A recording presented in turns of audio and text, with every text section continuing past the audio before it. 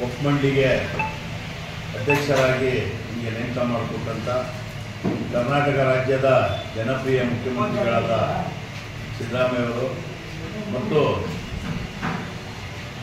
PZ Zameer Ahmed Khan ಅವರು ಕರ್ನಾಟಕ ಸರ್ಕಾರದ housing ಮತ್ತು ವಕ್ಫ್ ಮಂಡಳಿ ಮಿನಿಸ್ಟರ್ ಆದಂಥ PZ ಜಮೀರ್ ಅಹಮದ್ ಖಾನ್ ಅವರು, ಅದೇ ರೀತಿ ನಮ್ಮ ನರಸೇಖರ ಶಾಸಕರು ರಂಜಿತ್ ಶೇಖರ್ ಅವರು, ಹಲವಾರು ಜನ ಒಂದು ನಿರೀಕ್ಷೆ ಮೇಲೆ ಒಂದು ಸಹಕಾರದಿಂದ ಇವತ್ತು ಈ ಭಾಳ ದೊಡ್ಡ ಜವಾಬ್ದಾರಿ ವಕ್ಫ್ ಮಂಡಳಿ ಜಿಲ್ಲಾಧ್ಯಕ್ಷನಾಗಿ ನನಗೆ ನೇಮಕ ಮಾಡೋದು.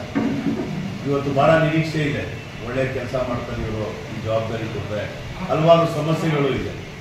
ಇವತ್ತು ಇಡೀ ದೇಶ ಕಡೆ ತಿರುಗಿ ನೋಡೋಂಥ ಸಂದರ್ಭದಲ್ಲಿ ನನಗೆ ಈ ಜವಾಬ್ದಾರಿ ಸಿಕ್ಕಿರೋದು ಭಾಳ ಒಂಥರ ಜವಾಬ್ದಾರಿ ಜಾಸ್ತಿ ಆಗಿದೆ. ಯಾಕಂತ ಹೇಳಿದ್ರೆ ನಮ್ಮ ಹಿರಿಕರು ಈ ವಕ್ಫ್ಗೆ ಹಲವಾರು ಕೋಟ್ಯಾಂತರ ರೂಪಾಯಿ ಬೆಳೆ ಬಾಳುವಂಥ ಪ್ರಾಪರ್ಟಿ ಇಟ್ಟೋಗಿರೋದು, ಅದು ಬಡವ್ರ ಬಗ್ಗರಿಗೆ ಮುಂದೆ ಬರೋಂಥ ಪೀಳಿಗೆ ಅನುಕೂಲ ಆಗಲಿ ಅಂತೇಳಿ ಯಾರದೇ ಧಾರ್ಮಿಕ ಸ್ಥಾನಕ್ಕೆ ಧಕ್ಕೆ ಆಗದಂಗೆ ಎಲ್ಲರಿಗೂ ವಿಶ್ವಾಸ ತಗೊಂಡು ಸರ್ಕಾರಕ್ಕೆ ಬರೋಂಥ ಯೋಜನೆಗಳು ಬಡವರಿಗೆ ಮುಟ್ಟಿಸಿದಂಥ ಒಂದು ಕೆಲಸ. ಹಲವಾರು ಸಮಸ್ಯೆಗಳಿದ್ದರೂ ಅದು ಎಲ್ಲರ ಜೊತೆ ಚರ್ಚೆ ಮಾಡಿ, ನಮ್ಮ ಹಿರಿಕರು ಗುರುಗಳ ಜೊತೆ ಚರ್ಚೆ ಮಾಡಿ ಬಗೆಹರಿಸೋಂಥ ಒಂದು ಪ್ರಯತ್ನ ಮುಂದಿನ ದಿನದಲ್ಲಿ ನನ್ನ ಅವಧಿಯಲ್ಲಿ ನಾನು ಮಾಡೋಂಥ ಪ್ರಯತ್ನ ಪೂರ್ತಿ ಥರ ಮಾಡ್ತೀನಿ. ನನ್ನ ಜೊತೆ ಸದಸ್ಯರುಗಳಿಗೂ ಕೂಡ ಉಪಾಧ್ಯಕ್ಷರು ಮತ್ತು ಸದಸ್ಯರು ನಮ್ಮ ಮುಂಜಾನೆ ಅಂತೇಳಿ ಅವರು ಸದಸ್ಯರು 12 ಜನ ಸದಸ್ಯರು ಇವತ್ತಿದ್ದಾರೆ. ಬರೋಂಥ ದಿನದಲ್ಲಿ 9 ಜನಕ್ಕೆ ಖಾಲಿ ಇದೆ. ಅದು ಒಂದೇ ಸಾಲ 21 ಜನದ ಕಮಿಟಿ ಮಾಡೋದು ಬೇಡ ಅಂತೇಳಿ ನಮ್ಮ ಮಿನಿಸ್ಟರ್ ಆದಂಥ ಜಮೀರ್ ಅಹಮದ್ ಖಾನ್ ಅವರು ಮುಂದೆ 1 ತಿಂಗಳು 2 ತಿಂಗಳಲ್ಲಿ ಆ 9 ಜನಕ್ಕೂ ಒಳ್ಳೆಯ ಸೇವೆ ಮಾಡೋಂಥವ್ರಿಗೆ ಮತ್ತು ಹಿರಿಕರಿಗೆ ಗುರುತಿಸಿ ಪ್ರತಿ ತಾಲೂಕಿಂದ ಒಬ್ಬೊಬ್ಬರಿಗೆ ಸದಸ್ಯರು ಮಾಡಿ ಎಲ್ಲ ತಾಲೂಕುಗಳಿಗೆ ಭೇಟಿ ಕೊಟ್ಟು ಅಲ್ಲೆಲ್ಲ ದಿನ ಅಧಿಕಾರಿಗಳ ಜೊತೆ ವಾಸ ಮಾಡಿ ಅಲ್ಲಿರೋಂಥ ಸಮಸ್ಯೆಗಳು, ಯಾಕಂದರೆ ನಮ್ಮ ಜಿಲ್ಲೆ ತುಂಬ ದೊಡ್ಡದು, ನಮಗೆ 8 ತಾಲೂಕು ಬರ್ತದೆ. ಪಿರಿಯಾಪಟ್ಟಿ ಜಯಂತಿ, ನಮ್ಮ ಹುಣಸೂರು, ಕ್ಯಾರ್ನಗರ, ಕೋಟೆ, ನಂಜನಗೂಡು, ಬನ್ನೂರು, ಟಿ ನರಸೀಪುರ, ಈ ಥರ ಮೈಸೂರಿನ ಎಲ್ಲ ಇಡೀ ಮೈಸೂರು ನಗರ ಭಾಳ ದೊಡ್ಡ ಜವಾಬ್ದಾರಿ ಇದೆ. ಮುಂದಿನ ದಿನದಲ್ಲಿ ನಮ್ಮ ಶಕ್ತಿ ಮೀರಿ ನಮ್ಮ ತಂಡ ಕೆಲಸ ಮಾಡಿ ಒಳ್ಳೆ ಸರ್ಕಾರದ ಬರೋಂಥ ಯೋಜನೆಗಳು ಆ ಸಂಘ ಸಂಸ್ಥೆಗಳನ್ನು ತಂದುಕೊಟ್ಟು ತುಂಬ ಕಡೆ ಪಾಪ ಸಮಸ್ಯೆಗಳಿದೆ. ಹಳ್ಳಿಗಳಲ್ಲಿ ಕಬ್ರಸ್ತಾನ್ಗಳಿದ್ದರೆ ಕಾಂಪೌಂಡ್ ಇಲ್ಲ, ಕಾಂಪೌಂಡ್ ಇದ್ದರೆ ಕಬ್ರಸ್ತಾನ್ಗಳಿದೆ. ಈಗ ಇಲ್ಲ ವರ್ಷಕ್ಕೊಂದು ಸಲ ಹೋಗಿ ಬಣ್ಣ ಸುಣ್ಣ ಹೊಡೆಯೋರು, ಇದೆಲ್ಲ ನೋಡ್ಕೊಳ್ಳೋಂಥ ಜವಾಬ್ದಾರಿ ನಾವು ವಕ್ಫ್ ಮಂಡಳಿಗೆ ಬರ್ತದೆ. ಸರ್, ಈಗ ಸಾಕಷ್ಟು ವಕ್ಫ್ ಆಸ್ತಿಗಳು ಯಾರು ಅಧಿಕಾರಕ್ಕೆ ಬರ್ತಾರೆ ಅವರು ಅದನ್ನ ಮಾರಾಟ ಮಾಡ್ಕೊಂಡ್ಬಿಡ್ತಾರೆ ಅನ್ನೋ ಆರೋಪ ಅಲ್ಲ. ಅಂತ ಯಾವ್ದಾರ ಇದ್ರೆ ಬಂದು ಭೇಟಿ ಮಾಡ್ಬೋದು.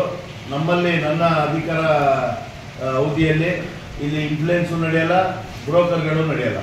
ಆ ಥರ ಯಾವುದೇ ಇದ್ರೆ ನಿಮ್ಮ ಮುಖಾಂತರ ನನಗೆ ಇಡೀ ನಮ್ಮ ಮೈಸೂರು ಜಿಲ್ಲೆನ ಎಲ್ಲರಿಗೂ ಮನವಿ ಮಾಡ್ತೈತೆ. ಯಾರಿಗೆ ಅನ್ಯಾಯನೂ ಆಗಕ್ಕೆ ಕೊಡಲ್ಲ, ಯಾರು ದಬ್ಬಾಳಿಕೆ ಮಾಡಿ ಇಟ್ಕೊಂಡಿದ್ರೆ ಅಂತ ಅವ್ರಿಗೆ ಖಾಲಿ ಮಾಡಿಸೋಂಥ ಕೆಲಸ ಮುಂದಿನ ದಿನದಲ್ಲಿ ಕಾನೂನು ಬದ್ಧವಾಗಿ ಮಾಡೋಂಥ ಕೆಲಸ. ವಕ್ಫಲ್ಲಿ ಬರುವಂಥ ಆದಾಯನ ನೀವು ಅಲ್ಪಸಂಖ್ಯಾತರ ಕಲ್ಯಾಣಕ್ಕೆ ಬಳಸಬೇಕು ಅಂತ ಒಂದು ಏನಾಗಿದೆ, ನೀವು ಆ ನಿಟ್ಟಿನಲ್ಲಿ ಏನು ಕೆಲಸ ಮಾಡ್ತೀವಿ, ಇದುವರೆಗೆ ಏನಾಗಿದೆ ಅಂತ ನಿಮಗೆ ಗೊತ್ತಿದೆಯಾ ಸರ್? ಇಲ್ಲ, ನಾನು ಚಾರ್ತಾ ನೆನೆನೆ ಅದೆಲ್ಲ ಪೂರ್ತಿ ಅಧಿಕಾರಿಗಳ ಜೊತೆ ಮಾತಾಡಿ, ನಮ್ಮ ರಾಜ್ಯ ವಕ್ಫ್ ಮಂಡಳಿ ಜೊತೆ ಕೂಡ ಮಾತಾಡಿ, ಅಧ್ಯಕ್ಷರು ಇದ್ದಾರೆ, ಅದಕ್ಕೆ ಮಿನಿಸ್ಟ್ರು ಇದ್ದಾರೆ, ಎಲ್ಲಿ ಅನ್ಯಾಯ ಐತೆ ಸರಿಪಡಿಸೋಂಥ ಕೆಲಸ ಮುಂದಿನ ದಿನ ಮಾಡ್ತೀವಿ. ಈ ವಕ್ಫ್ ಬೋರ್ಡ್ ಸಂಸ್ಥೆ ಅನ್ನೋದು ಮುಸಲ್ಮಾನರ ಸಮುದಾಯದ ಒಂದು ಸಂಸ್ಥೆಯಲ್ಲಿ ಸೇವೆ ಮಾಡೋದಕ್ಕೆ ಭಾಳಷ್ಟು ಅವಕಾಶ ಇದೆ. ತಾವು ಏನು ಆಕಾಂಕ್ಷೆ ಇಟ್ಕೊಂಡು ಬಂದಿದ್ದೀವಿ? ಅಲ್ಲ, ನಾನು ಸೇವೆ ಮಾಡೋಕ್ಕೆ ಬಂದಿದ್ದೀನಿ. ಸೇವೆ ಮಾಡೋದಕ್ಕೆ ಬೇರೆ ಅಧಿಕಾರ ಕೇಳ್ತಿದೆ. ಈ ಅಧಿಕಾರ ಅವರು ನಿರೀಕ್ಷೆ ಮಾಡಿ ಕೊಟ್ಟವ್ರಿಗೆ ಅಧಿಕಾರ ಇಲ್ಲದವರು ಒಂದು ಅಜ್ಜು ಬ್ರದರ್ಸ್ ಮೈಸೂರಲ್ಲಿ ಹಲವಾರು ವರ್ಷ ಸೇವೆ ಮಾಡ್ತವ್ರೆ. ಆಮೇಲೆ ಎಲ್ಲ ರೀತಿ ಇವ್ರಿಗೆ ಅನುಕೂಲ ಇರೋದ್ರಿಂದ ಯಾವ್ದು ನಿರೀಕ್ಷೆ ಮಾಡಲ್ಲ.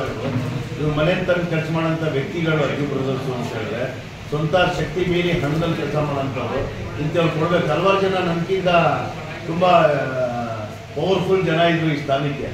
ಆದರೂ ನಾನು ಕರ್ದು ಕೊಡ್ಬೇಕಾದ್ರೆ ಅವ್ರಿಗೆ ಗೊತ್ತಿದೆ ಹಿರಿಕರಿಗೆ, ಆಮೇಲೆ ನಮ್ಮ ರಾಜ್ಯ ಮಟ್ಟದ ನಾಯಕರುಗಳು ಗೊತ್ತಿದೆ. ಇವ್ರು ಕೊಟ್ಟರೆ ಕೆಲಸ ಮಾಡ್ತಾರೆ ಅಂತೇಳಿ ಈ ಜವಾಬ್ದಾರಿ ಕೊಟ್ಟರೆ ಅವ್ರು ಏನು ನಿರೀಕ್ಷೆ ಇಟ್ಕೊಂಡು ಕೊಟ್ಟರೆ ಅದಕ್ಕಿಂತ ಜಾಸ್ತಿ ಕೆಲಸ ಮಾಡೋಂಥ ಪ್ರಯತ್ನ. Thank you.